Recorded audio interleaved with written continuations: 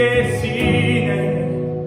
파도 붙잡고 삶의 모든 순간마다 주의 손 하신 분이 어떤 상황 속에서도 나는 즐거워하리.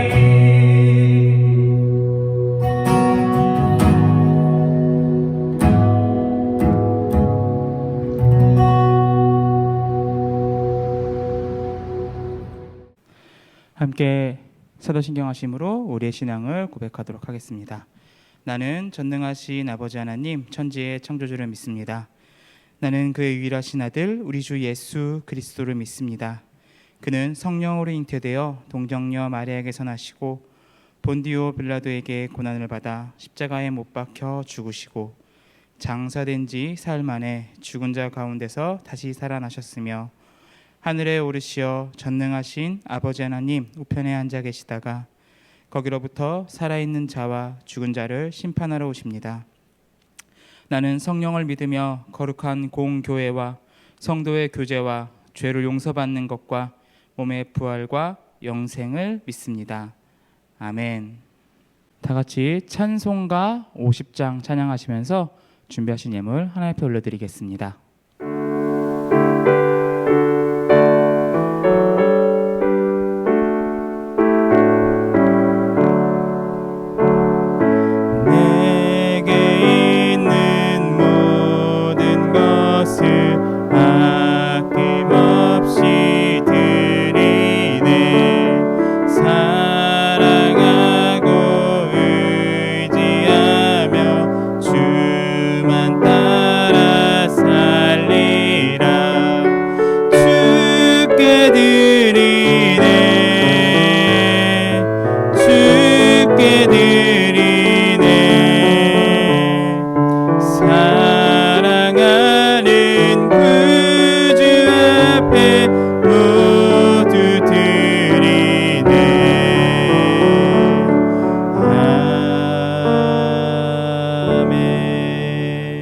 드려진 예물을 위하여서 기도하겠습니다. 사랑해 주님 감사합니다.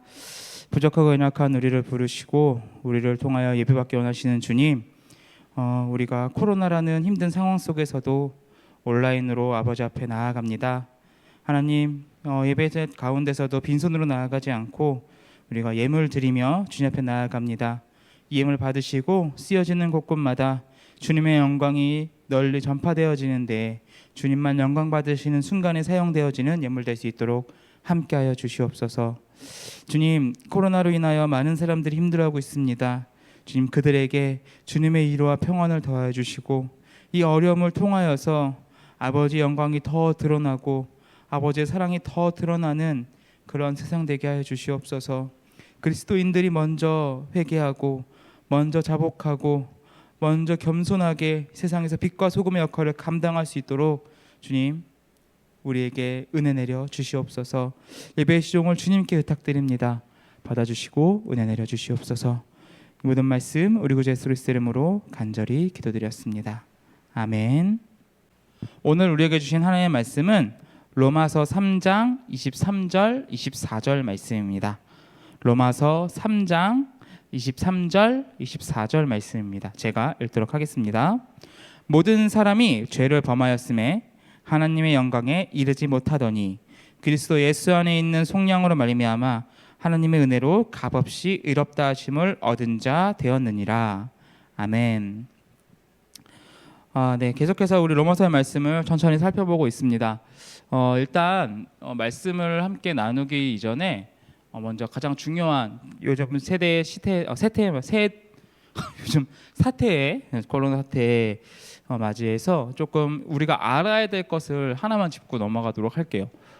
이 예배를 드리는 것에 있어서 되게 혼란이 있을 수도 있어요, 그죠? 온라인 예배가 있을 때는 온라인 예배도 예배다 드려야 된다라고 했다가 갑자기 오프라인과 온라인과 이제 대면 예배, 비대면 예배가 병행이 되니까 이제 온라인 예배는 온전한 예배가 아니다. 오프라인 예배로 나와라 이러다가 다시 또 오프라인 예배가 없어지고 온라인 예배만 하게 되니까 온라인 예배를 드려야 된다 이렇게 얘기하는 것 자체가 되게 상황에 맞춰서 그냥 이렇게 저렇게 그냥 막 이렇게 막 여기저기 그냥 그렇게 되는 것처럼 보일 수 있는데 그게 아니라 정확하게 정의를 내려드릴게요. 예배라는 것은 저번에도 한번 말씀을 드렸을 가능성이 높은데 5가지 우리가 해야 될 가장 기본적인 일이 있어요.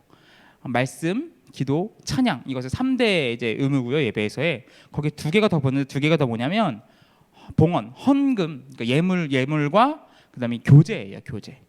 그래서 저번에도 이걸 얘기를 했을 거예요. 교제가 없는 예배는 온전한 예배가 아니다라고 얘기를 했어요.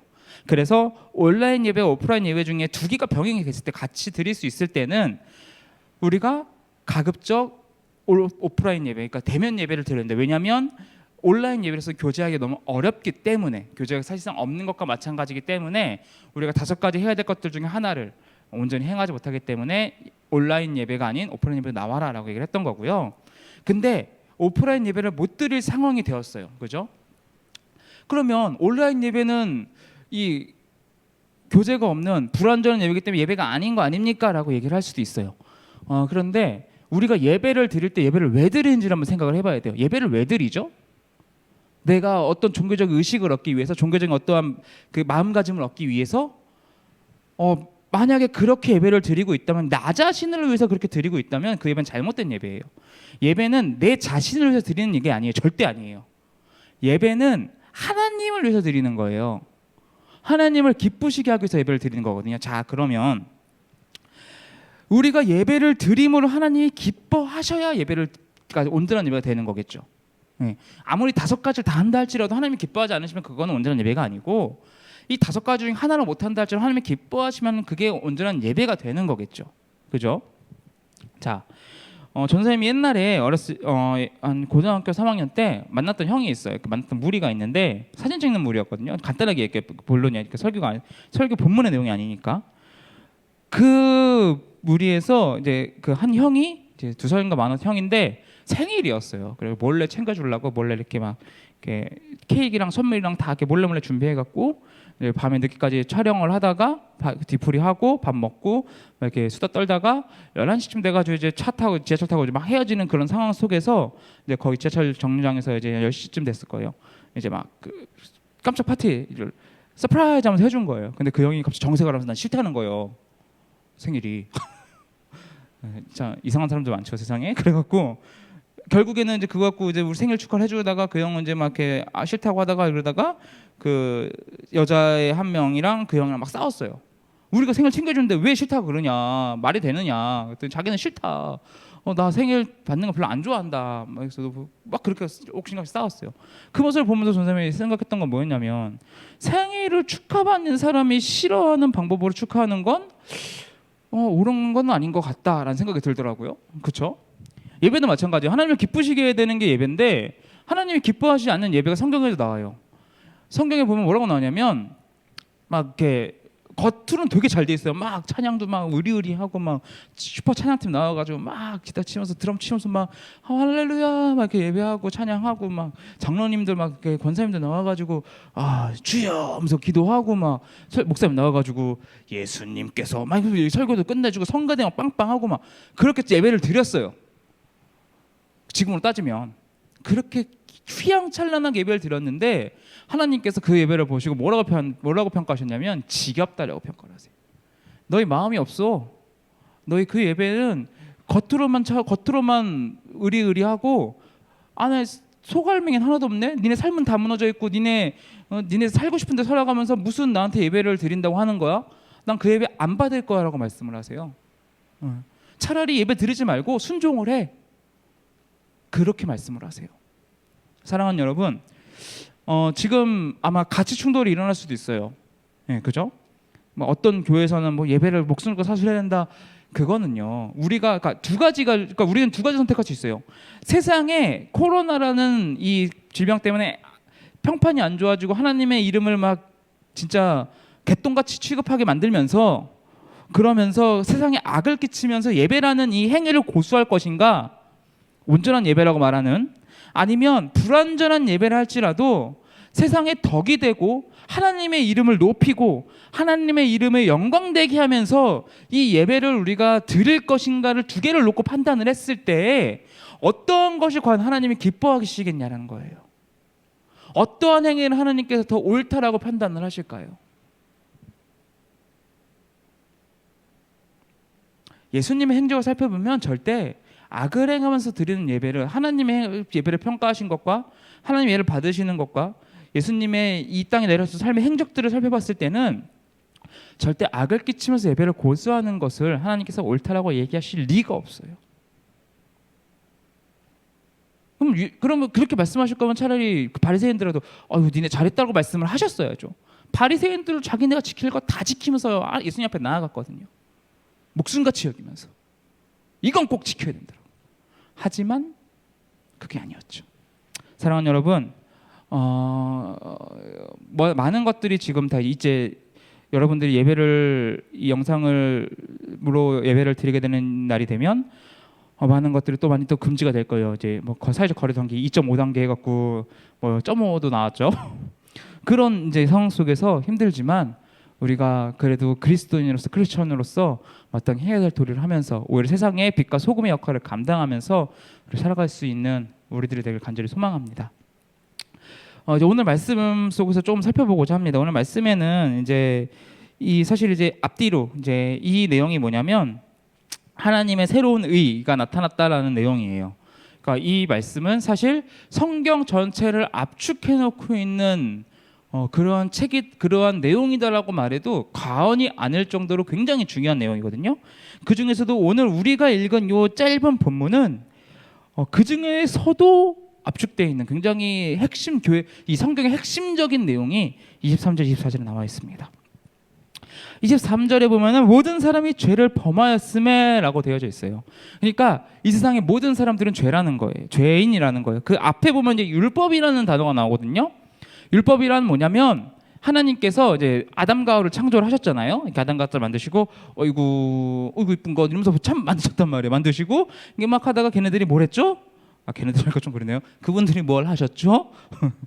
선악과를 따먹었잖아요. 그래갖고 죄인이 되셨죠. 죄인이 되셔갖고 쫓겨나시고, 그래서 거기서 이제 그렇게 이제 인류의 역사가 막 시작이 됐죠. 그러면서 이제 이렇게 쭉쭉쭉 살아오는데, 그러니까 우리가 누구한테 혼날 때 제일 억울한 게 뭐냐면 안 했는데 혼나는 거예요, 그죠? 나는 그걸 안 했는데 갑자기 가지고 너 왜 그랬어? 일로 와, 시끼야! 막 그러면서 막 나와갖고 막 이렇게 지금은 구타가 없지만 전생 때 구타가 있었거든요. 막 엎드려 쳐 해가지고 막 때리면 너무 억울하잖아요. 넌 왜 만지도 모르고 막 맞는 거잖아요. 그런데 조금만 생각해보면 이거보다 더 억울한 게 있어요. 그러니까 뭐냐면, 그러니까 아는 거는 나중에 막 맞아, 그래 맞아, 때리면 막 맞아. 그리고 나중에 가갖고 선생님 저 진짜 그때 말씀 못 들었는데 너무 화나셔갖고 선생님 나중에 가갖고 선생님 저 그때 안 했습니다. 오해입니다, 선생님. 사실은 요령처럼 해서 저는 그런 거 절대 안 했습니다 하면은 오해가 풀릴 수가 있잖아요. 근데 얘기를 안 했어. 그러니까 예를 들면은 뭐 우리가 오늘 우리 반에서 개학식인데 조회가 있을 거니까 진짜 중요한 조회가 있으니까 8시 50분까지 와, 아침에 알았지? 라고 얘기를 했는데 나는 그걸 못 들었다 쳐. 나는 그걸 못 들었어. 8시 50분까지 오라는 걸. 그래서 우리 9시까지 등교니까 9시에 딱 갔더니 선생님이 화가 나고 난리가 난 거야. 막. 너 왜 9시 50분까지 왜 안 왔어? 못 듣는 게 어디서 다 얘기했는데 일로 와! 하면서 막 이렇게 혼나봐. 그럼 얼마나 억울해. 아니 억울하지. 난 진짜 못 들었는데 이건 뭐 못 들었다고 해도 뭐 말 씨알도 안 먹혀. 그리고 결국엔 그렇게 혼나면 굉장히 억울하죠. 그러니까 내가 뭘 해야 되는 것을 알고 그것을 지키냐 마냐 했을 때 혼내야지. 말도 안 해놓고 너 그거 했네, 너 그거 안 했네 이러고 혼내면은 그건 말이 안 되잖아요. 그럼 혼나는 사람도 이게 뭐지 싶잖아요. 하나님께서 그래서 율법을 주신 거예요. 너 이거는 해야 되고 이건 하면 안 돼. 이게 맞는 거야, 이게 옳은 거야라고 인간에게 옳은 것에 대한 기준을 정해 주신 거예요. 그리고 분명히 말씀하셨어요. 이거를 하고 이걸 안 하면 의인이야 라고 말씀하신 거예요. 그러니까 법을 줬다는 건 그 법만 지키면 문제가 안 되는 거예요. 우리나라에도 법이 있어요. 그 법을 다 지키면 물론 윤리적으로나 도덕적으로 손가락질을 받을 수는 있을지언정 처벌은 절대 받지 않아요. 법을 지키면. 뭐 편법을 사용하고 뭐 그렇게 해갖고 법의 그 촘촘한 망을 벗어나서 뭔가 이렇게 악행을 저지른다 한들 처벌을 받지 않아요. 왜? 법은 지켰으니까. 그죠? 하나님도 마찬가지예요. 율법을 주시고 이 법만 지키면 의인이 되는 거예요. 하나님 앞에서. 그게 율법이거든요. 자, 그러면 율법을 주시고 그걸 인간이 온전히 지켜낸 인간이 있느냐? 없어요. 율법을 주시고 이것만 지키면 되는데, 이것만 하고 이것만 하지 않으면 되는데, 그것을 지켜낸 사람이 율법을 주신 이대로 예수님이 오실 때까지, 아니면 예수님이 오실 때까지가 아니라 현 시대에서 오늘날까지도 단 한 명도 그것을 온전하게 지킨 사람이 없다고요. 그래서 23절에서 모든 사람이 죄를 범하였음에 라고 얘기를 하는 거예요. 죄는요, 이제 이 프로테스탄트라고 부르죠. 우리를, 개신교를. 프로테스탄트의 시작 중에 큰 인물 중에 두 명을 꼽으라면 선생님은 이제 칼빈하고 루터를 꼽을 수가 있는데, 루터와 칼빈, 순서가 바뀌었네요. 루터와 칼빈을 뽑을 수가 있는데, 이 두 사람이 죄에 대한 접근이 조금 달랐어요. 루터는 대부분 어떻게 접근을 했냐면, 악이 있을지라도, 그러니까 어둠으로 표현할게요. 어둠이 있을지라도 그 안에 밝은 빛이 함께하면 그 어둠은 밝아지기 때문에 선한 의도가 조금이라도 있으면 그것은 하나님께 사용받을 수 있는 선한 것이 될 것이다 라고 이야기를 하고요. 루터는 반대로 뭐라고 얘기하냐면, 아무리 선할지라도, 아무리 선이 99라 할지라도 단 1%, 단 0.001%, 단 티끌만한 악이라도, 죄라도 그 안에 들어가면 그것은 악이다라고 이야기를 해요. 그리고 우리는 칼빈의 해석을 지지합니다. 자, 이제 영상에 나갈 거예요. 깨끗한 물이 있어요. 이 깨끗한 물잔을 전사님이 이제 정수교에서 직접 받아서 민정원 전사님한테 건네드렸어요. 아주 맛있게 드시죠. 저걸 찍고 뭐라고 그러셨냐면, 자기 귀엽게 나왔냐고 물어보시더라고요. 그러고는 자기가 보겠대, 영상을. 보고선 좌절을 하셨거든요. 그 다음에는 전사님이 다시 이제 이 걸레를 가지고 가갖고 그 이제 컵에다가 짜서 드렸어요. 예, 굉장히 좋아하시죠. 어유 맛있겠다 하면서, 예, 절레절레 고개를 흔드시죠. 예. 그러니까 뭐냐면요, 아무리 깨끗한 물이라 할지라도 그 안에 걸레밥물이 한 방울만 들어가도 우리는 그것을 물이라고는 부르지만 먹을 수 있는 물이라고는 부르지 않아요. 우리가 아무리 의인이라 할지라도 그 안에 죄가 한 방울이라도 첨가가 돼 있다면 우리는 더 이상 의인이 아니라 죄인이라는 거예요. 그리고 죄의 삭슨, 죄의 값은, 죄인의 가야 할 길은 사망, 지옥일 뿐인 거죠. 그래서 23절에는 모든 사람이 죄를 범하였음에 하나님의 영광에 이르지 못하더라라고 되어 있어요. 자, 하나님 영광에 이르지 못하는 게 뭐냐면 하나님과 단절된 거예요. 하나님의 나라라는 것이 있어요. 그죠? 천국. 우리가 죽으면 천국 가냐 마냐 할 때 그 천국 있잖아요. 하늘나라. 또 다른 표현 하늘나라. 또 다른 표현은 천국. 또 하나님 나라. 이 표현이 뭐냐면요, 그러니까 성경에는 하늘나라가 두 가지로 표현이 돼요. 하늘이, 그러니까 스카이, 그냥 눈에 보이는 하늘. 막 지금은 이제 굉장히 흐렸죠. 아마 여러분 예배드리는 날도 흐리실 거예요. 이 구름이 떠다니고 비도 오고 천둥 번개도 치고 바람이 부는 그 파랗다가 있던 그 하늘이 있고, 또 하나는 뭐냐면 헤븐이라는 개념이 있어요. 그러니까 하늘에 계신 우리 아버지 할 때 그 아버지가 진짜 하늘에 계신 게 아니라 은유적인 표현을 하는 거예요. 그러니까 하나님 나라는 이 땅에 있는 개념이 아니에요. 이 땅에 있는 개념이 아니라서 우리가 그 개념을 사고할 수가 없는 거죠. 무슨 소리인지 이해돼요? 그러니까 지금 이렇게 막 수많은 것들을 배운 지금 지성인인 우리도, 여러분도 굉장한 지성인인 거예요. 옛날로 따지면 굉장한 지성인인 우리조차도 이것을 어떻게 의료적으로 받아들일 수 있는 개념 자체가 없는 거예요. 하물며 몇천 년 전에 이 말씀이 주어질 때 이것을 직설적으로나 이렇게 표현하고 설명해 줄 방법이 없으니까 은유적으로 뭘 들었냐면 하나님이 하늘에 계시다라고 표현을 한 거예요. 그래서 하늘나라에 계시다. 하늘이 어때요? 어디를 가도 하늘은 보이죠. 광활하고 너무 거대하고 너무 크고 무한하고, 그러한 모든 속성들을 그나마 하나님이 계신 곳, 하나님의 계신 그 나라와 가장 비슷한 속성에서 하늘나라라고 이야기를 한 거예요. 예. 하늘나라가 정확해. 그러니까 천국, 하늘나라, 하나님 나라가 어디에 있냐면요, 하나님이 계신 곳에 있는 거예요. 그러니까 지금 내 옆에 하나님이 계시기 때문에 여기도 하나님 나라고요. 하나님이 안 계신 것은 하나님의 나라가 아닌 거예요.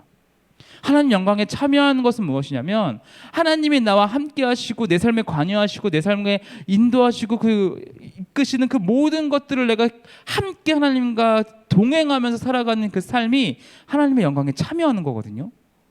근데 그것을 못하는 거예요. 그것이 인간이 죄로 인해서 하나님과 아예 단절됨을 이야기합니다. 하나님의 영광에 이르지 못하였다라고 이야기를 합니다. 그래서 24절에서는 그런데 그리스도 예수 안에 있는 속량으로 말미암아 하나님의 은혜로 값없이 의롭다 하심을 얻은 자 되었느니라 라고 되어져 있어요. 이게 무슨 말이냐면, 자, 로마서를 우리가 왜 읽는 책이라고, 그러니까 왜 쓰는 책이라고 얘기를 했죠? 그러니까 이제 뒤로 가면 갈수록 이제 다른 것도 이야기를 할 거예요. 근데 지금은 집중할 것은 뭐냐면, 왜 예수님만이 우리의 주인이냐에 대해서 이야기를 할 거예요. 왜 예수님은 우리의 주인이냐? 우리가 하나님의 영광에 참여하지 못해요. 하나님께 버림받은 자가 되고 하나님과 단절돼서 하나님께로 전혀 나아갈 수 없는 사람이 된 거예요. 그것이 죄의 값이고 죄의 속성이고 그것이 사망이고 그것이 죽음이고 그것이 지옥이에요. 그런 상태인 우리를 예수님이 오셔서 그 모든 것을 해결해 주신 거예요. 어떻게 해결해 주셨냐? 그러니까 여기서 속량이라는 단어를 사용하는, 속량이 뭐냐면, 그러니까 남의 집 종을 내가 돈을 주고 사서 자유를 주는 것, 그것을 속량이라고 해요. 그러니까 뭐냐면 우리가 죄의 노예였어요. 막 죄가 막 일로 와 이놈아, 넌 내 거야 하면서 막 이렇게 다 이렇게 꽁꽁 묶어놨단 말이에요. 그런 우리를 일로 와 할 때 예수님이 와서 잠깐, 여기 내 피가 있다, 이걸 받아라. 그래서 그 피로 나를 산 거죠. 나를 사갖고 내가 자유가 된 거예요. 그래서 이제 예수님이 종이 돼야죠. 근데 종이라 말하지 않고 너는 내 뭐라고 말씀하세요? 자녀다, 이렇게 말씀하시는 거예요. 그게 예수님의 속량이에요.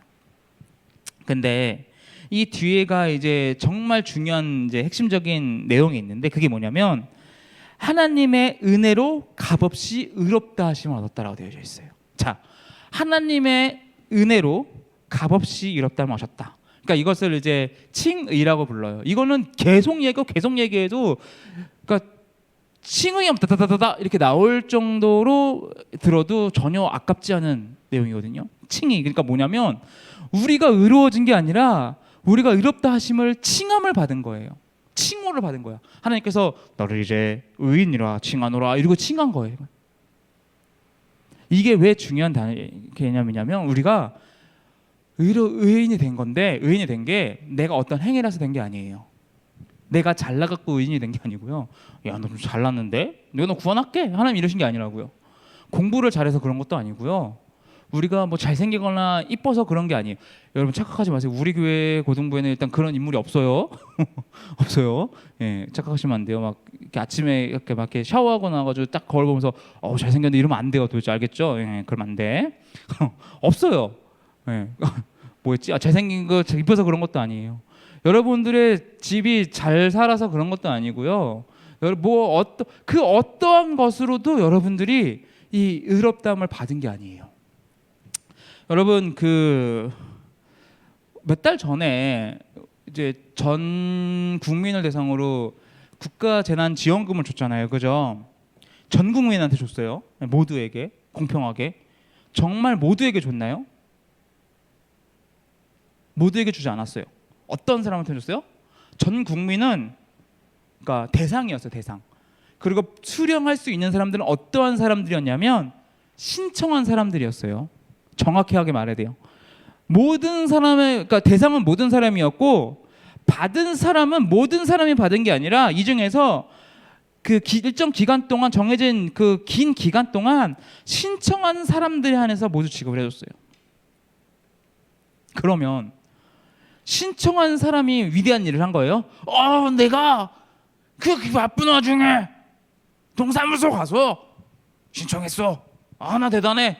이거예요? 그 신청한 게 어떤 값어치가 아무것도 없어요. 우리가 값없이 표현해야 되죠? 그 의롭다 하심을 얻은, 칭의를 얻었던 값없다라는 의미는 뭐냐면요, 우리가 예수님을 믿었어요. 믿음으로 말미암아 주셨어요. 그러니까 모든 사람들에게 믿기만 해, 그러면 내가 너희에게 의롭다함을 줄 거야 라고 하나님께서 말씀하셨는데도 불구하고 안 믿는 사람들이 있는 거예요. 그리고 그 사람들은 뭐라고 하는지 알아요? 아니 왜 신이 자기를 믿는 사람, 자기 백성들한테만 구원을 주냐라고 얘기를 하는 거죠. 그러니까 이런 걸 똑같죠. 재난지원금을 하면서 왜 신청한 사람만 주냐, 안 신청한 사람도 줘야지, 이거랑 똑같은 말인 거예요. 되게 바보 같은 말이죠. 아무튼 자, 그 신청한 사람들, 신청한 거, 그러니까 믿은 게 큰 의미가 아니라는 거죠. 믿은 게 내가 어떠한 진짜 위대한 일을 한 게 아닌 거예요. 나중에 이제 내일 다음 주에 이제 그 개념에서도 이제 그 믿음이 그 무엇이냐, 과연 그 믿음이란 무엇인가에 대해서 다음 본문에 나오는데, 다음 주에 할 거예요. 그 내용은 우리가 믿은 것도 우리 힘으로 믿은 게 아니에요. 성령님께서 우리에게 오셔갖고 믿음을 말씀을 조명해 주셔서 그걸 통해서 우리가 믿음을 갖게 되었다고 얘기를 하거든요. 그러니까 우리가 믿은 것도 사실 우리 힘으로 한 것도 아니야. 그러니까 우리는 이 구원의 모든 사역에 있어서 내가 한 일이 아무것도 없어요. 나는 그저 값없이 이거를 받기만 한 거예요. 여러분, 믿는다는 사실은 진짜 아무것도 아니에요. 어떻게 보면 대단한 건데 어떻게 보면 진짜 아무것도 아니거든요. 자, 전사님이 신기한 걸 하나 얘기해 줄게요. 여러분들이 밤에 저녁 때 이제 저녁 때 집에 들어왔어요. 근데 밖에서 이제 막 친구들하고 노는데 열심히 노느라고 아침 간단하게 먹고 점심 못 먹고 막 놀다가 저녁 때 들어갔어. 그럼 어떠죠? 배가 고프죠. 그러면 집에 들어가서 뭐라고 얘기를 해요? 엄마 밥 줘. 맘 플리즈 밥? 이렇게 얘기를 하잖아요. 그렇게 얘기를 한단 말이에요. 밥 줘. 그럼 밥 먹자. 어머니 배고파요. 이렇게 얘기를 하잖아요. 근데 얘들아, 한 번도 그렇게 생각해 본 적 없니? 밥 달라고 얘기를 하면서 혹은 밥 먹으라는 소리를 들으면서 내가 차려 먹을 수 있지 않나? 이런 생각 한 번도 안 해봤어요? 전사님은 자취를 조금 오래 했어요. 이제 한 뭐 3년, 4년, 한 5년 정도 했거든요. 5년 정도 자취를 하고 나니까 밥 달라는 소리가 되게, 어머니한테 밥 달라고 말씀드릴 수가 없더라고요. 내가 배고프면 전사님이 차려 먹어요. 물론 차려 먹으려고 하면 이제 어머니가 나오셔갖고 아유 내가 줄게 하면서 주시긴 하지만 네, 이렇게 전사님 차려 먹으려고 하거든요. 왜냐하면 아니 이게 내가 손이 없어 발이 없어, 내가 차려 먹으면 되는 거잖아. 요리 배우면 되죠. 배우기 싫으면 대충 먹으면 되고, 얘들아, 그지? 근데 우리가 왜 당당하게 말도 안 되는 엄마 밥 줘를 외치는 거죠? 엄마 밥 줘 얘기하면 엄마 밥 줄 것을 믿으니까. 그죠? 믿으니까 주는 거예요. 엄마 아빠를 믿으니까 밥 달라고 얘기를 하는 거예요. 아니 그거 내가 하면 되는 거지. 예, 그죠? 전사님들 물론 이 진짜로 정말 팩트로 그 효도적인 차원에서 엄마 밥 주를 외칠 때가 있어요. 그러니까 어머니로 하여금 이 하나, 저는 이제 외아들이거든요. 외아들에게 독생자에게 이 밥을 차려주시는 기쁨을 누리게 드리게 하려고 이렇게 밥조를 외칠 때가 있어요. 정말로 정말 그런 의미에서 그러니까 거짓말이 아니라, 농담이 아니라, 저스트 키딩이 아니라 레알로 그렇게 하는 거거든요. 하지만 우리가 아무튼 우리가 엄마를 믿으니까, 내가 부모님을 믿으니까 용돈을 달라고 하는 거예요. 네가 엄마한테 뭘 한 게 있다고 용돈을 달라고 그래요? 어떠한 그 생산적인 일을 해서 어머니에게 경제적인 이득을 끼친 적이 있어요? 공부를 열심히 하고 장학금을 타서 드려본 적이라도 있고 그렇게 얘기를 해야겠죠, 그죠? 괜찮아요. 전사님도 장학금 4년 동안 면제 받으면서 다녔어요. 네, 괜찮아요. 아무튼 다 그런 거잖아요. 엄마 아빠를 믿으니까, 하나님을 믿으니까 이렇게 되는 거예요. 믿음이란 그런 거예요. 하나님을 믿으니까 그 믿음으로 나아가는 거예요. 그래서 하나님을 그렇게 믿을 때, 그러니까 뭐 믿는다고 뭐 내가 여러분 믿는 것에 대해서 내가 이제 우리 엄마 아빠를 믿게 됐어, 드디어 내가 엄마 아빠에게 밥조를 얘기할 수 있게 됐어, 이렇게 하진 않잖아요, 그죠? 그냥 자연스러운 거잖아요. 아무것도 아닌 거, 별거 아닌 거고 똑같은 거예요. 주님을 믿는다는 건 대단한 일이지만, 굉장한 일이지만 어떤 대단한 것도 아닌 거죠. 되게 아이러니하죠? 사랑하는 여러분, 우리는 값없이 구원을 얻었어요. 그래서 그러니까 하나님이 우리를 향한 그 사랑, 우리를 너무 사랑하셔갖고 단절됐다 그랬잖아요. 죄로 인해서 단절돼갖고 나랑 저랑 하나님이랑 이렇게 국적장을 못하는 거예요. 삶에서 같이 동행을 못하는 거예요. 그래서 그게 너무 안타까우셔갖고 독생자를 이 땅에 보내셔서 십자가에 달려 죽기까지 우리를 사랑하셨어요. 그 사랑은 한 번도 변한 적이 없고요.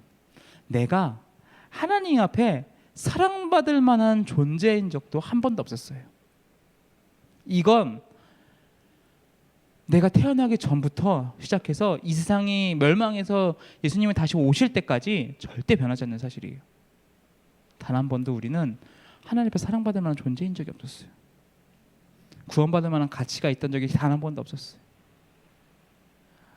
신앙생활에서 신앙이 발전한다는 것은, 신앙이 깊어진다는 것은, 믿음이 깊어진다는 것은 뭐냐면 이 사실을 점차 깨닫는 거예요. 이만한 하나님의 사랑이 있는데 우리가 이만큼 알고 있다가 이 사랑을 점점 많이 알아가는 거고요. 내가 이만한 죄인인데 내 죄를 이만큼 알다가 점점 많이 알아가는 거예요. 여러분은 지금 대부분이, 거의 모든 사람이 전생 알기로는 상대적으로 좋은 부모님 밑에서 살고 있어요. 물론 부모님 완벽할 수 없기 때문에 여러분 마음에 안 드는 면이 있을 수는 있죠. 하지만 상대적으로 좋은 부모님 밑에서 살고 있어요. 그래서 큰 어려움이나 여러분들의 사랑받지 못한다라고 느끼는 그런 감정이나 여러분들이 가치 없다라고 느끼거나 이런 것들을 여러분 삶 속에서 많이 느끼지 못하고 살아가는 거예요. 이제 고등부쯤 오면은 이제 그걸 조금씩 느끼기 시작을 하죠. 대학을 가야 되는데 내 점수가 그죠? 예. 인서울은커녕 수도권에도 못 미치더라. 약간 이런 느낌을 받으면서 나는 어떻게 살아야 되나 이런 걸 생각하면서 내 값어치가 어느 정도인지 점점 알게 돼요. 옛날에는 장난 아니었죠, 우리 그죠? 야, 너는 사랑받을 존재야. 어머, 너는 사랑받게 태어났어. 이렇게 얘기를 하잖아요. 그게 맞긴 한데 그거는 결과값이고, 지금 내 상황은 단 한 번도 우리는 사랑받을 만한 존재가 아니었거든요. 이걸 깨닫는 거예요. 우리가 정말 넘어지고 쓰러지고 내 자신이 너무나 그 실패하고 낙심하고 낭망한 그 사절 속에서 내가 깊이 통찰을 해보고 깊이 고민을 해보고 깊이 묵상을 해보니까 내가 사랑하는, 정말 내가 열심히 했던 하나님 앞에서조차 나는 의인인 적이 없고, 나는 단 한 번도 내가 무슨 짓을 해도 하나님 앞에 인정받을 수 없는 존재라는 사실을 인식하기 시작할 때, 정말 내 세포 하나하나가 다 이 세상에서 사라져버렸으면 좋겠고, 내 자신이 너무 혐오스러운 그때에 하나님의 사랑이 더 값어치 있는 거예요. 나를 그렇게 느끼는 게 아니라, 나를 부정적인 네거티브를 점점 느끼는 게 아니라 내 존재 자체가 원래 그런 거라고요. 그런 내 존재를 깨달았을 때 하나님의 사랑이 이런 나도 사랑하시는구나 라고 느끼는 거예요. 사랑하는 여러분, 여러분들이 이 사실을 꼭 알았으면 좋겠어요. 하나님의 사랑이 얼마나 큰지, 내가 얼마나 사랑받지 못할 만한 존재였는지, 그러한 나를 사랑해 주는 하나님의 그 사랑을 깨달을 수 있는 저 여러분 되시기를, 더 깨달을 수 있는, 더 깊이 느낄 수 있는 되시기를 간절히 소망합니다. 아멘. 우리 주기도문 하심으로 금일 예배를 마치겠습니다. 하늘에 계신 우리 아버지의 이름을 거룩하게 하시며 아버지의 나라가 오게 하시며 아버지의 뜻이 하늘에서와 같이 땅에서도 이루어지게 하소서. 오늘 우리에게 일용할 양식을 주시고 우리가 우리에게 잘못한 사람을 용서하여 준 것 같이 우리 죄를 용서하여 주시고 우리를 시험에 빠지지 않게 하시고 악에서 구하소서. 나라와 권능과 영광이 영원히 아버지의 것입니다. 아멘.